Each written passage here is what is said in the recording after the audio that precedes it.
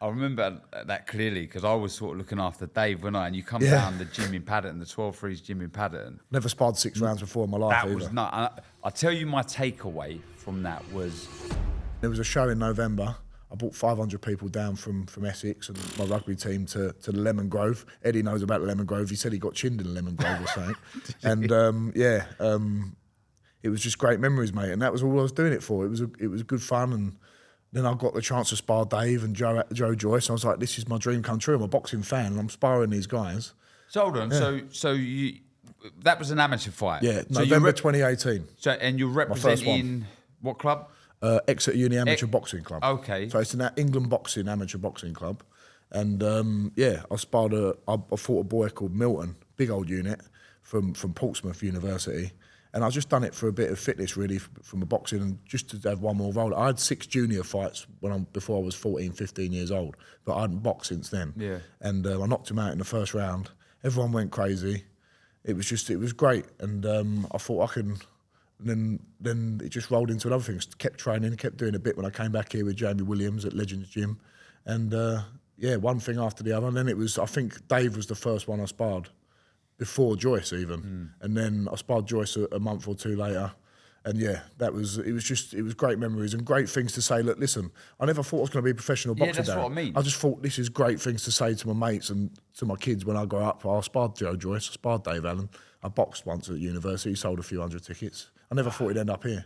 I remember that clearly because I was sort of looking after Dave, wasn't I? And you come down the gym in Paddington, the 12-3's gym in Paddington. Never sparred 6 rounds before in my life That was not. I'll tell you my takeaway from that was how tough you was. Like he was firing on all cylinders. And Dave, I've always said this, Dave is the best gym fighter you'll ever see. In the gym, he looks unbelievable. Sparring, I will tell him, pull on the reins, like don't go heavy. Yeah. He would go heavy. Trust me, he can say otherwise. I know he'd give you. I think you said it as well. The best he could. He always wants to. I don't know. He can be an horrible sod when he wants to be. It was horrible. It was a horrible feeling. Flipping heck. Yeah. I mean, you took some shots. You showed you had plenty of heart. Then, can you remember that? And can you remember thinking to yourself, do you know what? I'm quite tough here. Yeah, I remember thinking like.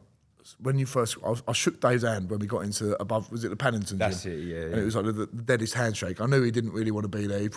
He's never really enjoyed his training. Is that right? Nah, he was very hot and cold with it. Yeah, he's away from home. He's in London. He's a northerner. He's up there. He probably don't like it down here as much. And he shook my hand, and I thought, right, he's not being the friendliest. Like, this ain't going to be fun. Then I got to do 6 rounds, and I've never really sparred 6 rounds before in my life. I'm 19 at this point, not really, just doing it for a bit of fun.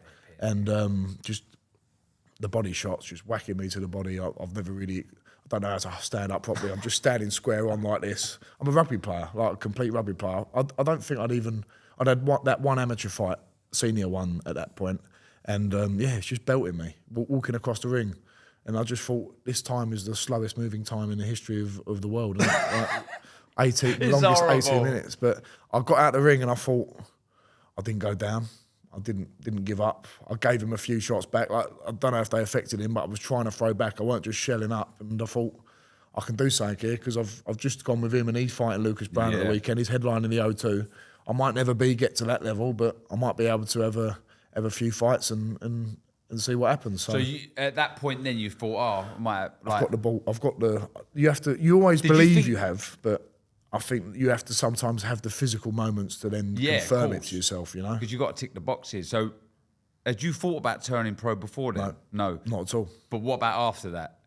I didn't even, there was no avenue to do it, but I thought, I could be a pro fighter, but that didn't come until COVID, till coronavirus came, and I was sparring with Joyce in Vegas, and then we all had to go home because COVID hit when we was out there.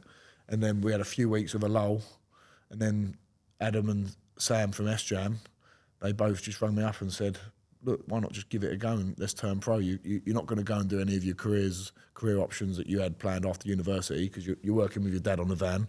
Nothing's happening in terms of career opportunities, so why not give it a go? And then that's when they rang Eddie up, and Eddie heard I was from Romford, and obviously the Matchroom gym was in Romford, and he basically took a punt on it for a year on me, and Yeah, it's a crazy old story. So How we ended up here. how did they get in contact with you then, Adam and Sam? Like, how did that come about? Did you know? Because I was sparring Joyce. You and they Adam Adam manages Joe. Sam managed Joe at that point as well, or was part of that management setup.